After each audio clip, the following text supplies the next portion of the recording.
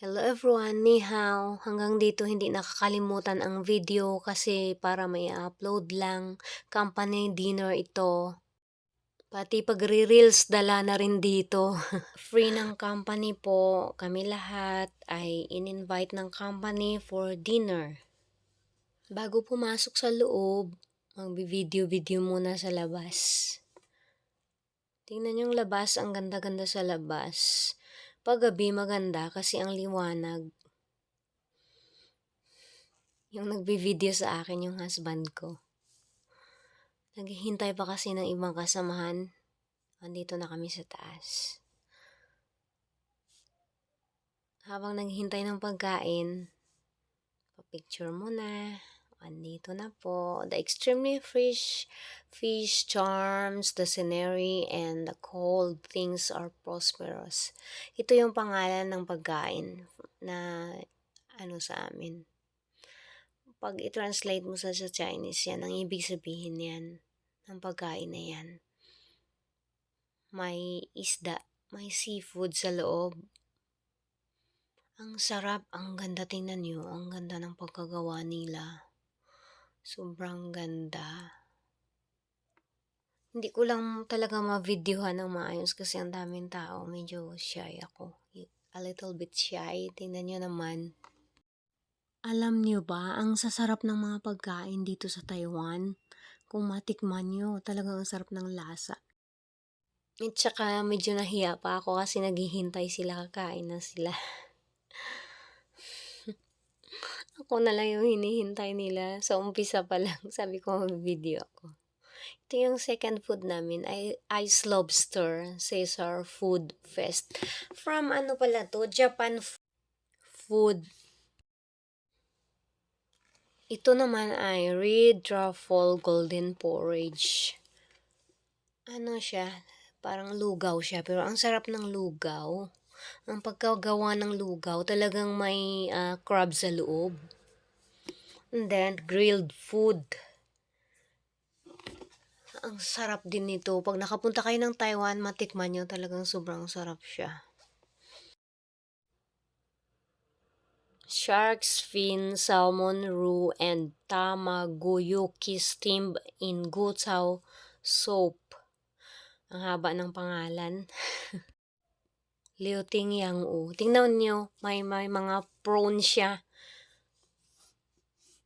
Prawn siya na nilagyan ng harina. Tapos yung ulo, ang sarap pa rin ng lasa. Ito naman ay green abalone and white cabbage. Tingnan nyo sa loob, may cabbage yan. Ang sarap ng pagkaluto niyan. Ito yung vibrant steamed breed striped fish. Ang sarap ng isda na to. Sobra. Ito yung golden cordyceps braised chicken silky chicken cup. Itim yung chicken, no? Alam niyo, ang lambot-lambot. Ang sarap-sarap ng sabaw niya. Four Season Treasure Island Fruits. Ang pagkagawa ng design ng fruits nila, sobrang ganda. O, tingnan nyo. Grabe.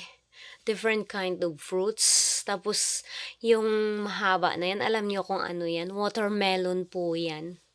Parang hiniwa-hiwa siya para maganda ang pagkagawa pagkatayo.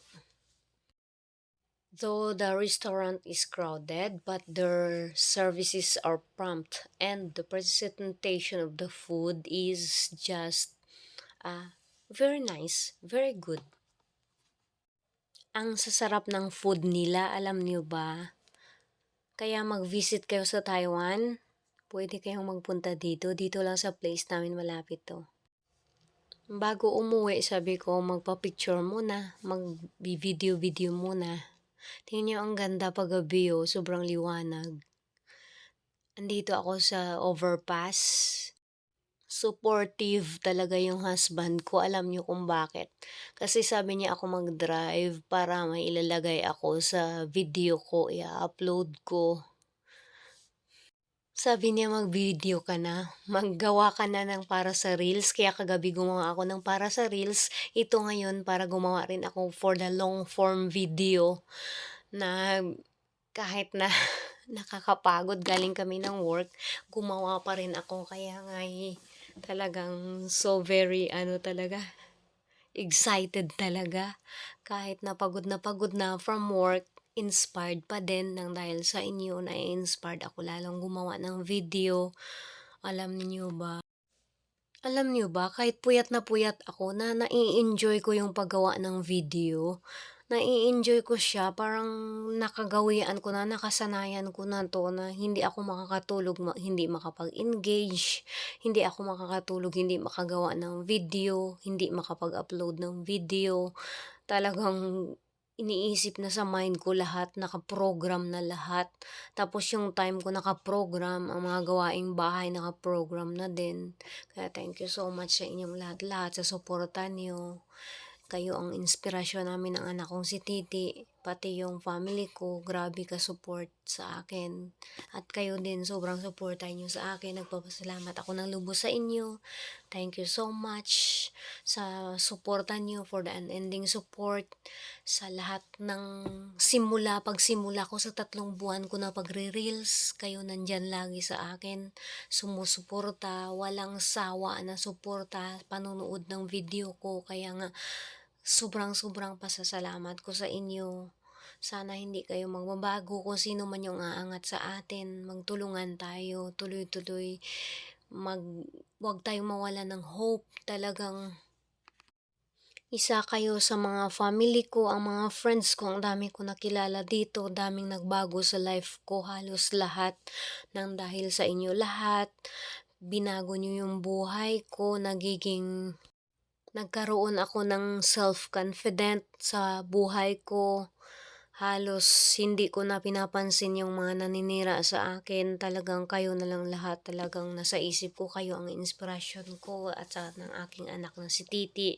At saka yung tumutulong sa akin yung si Cheche sa pag-i-edit ng mga video namin. Ang husband ko sobrang ano din, supportive. Kaya salamat, salamat sa inyo sa pagsusupport nyo sa amin. Thank you so much and God bless.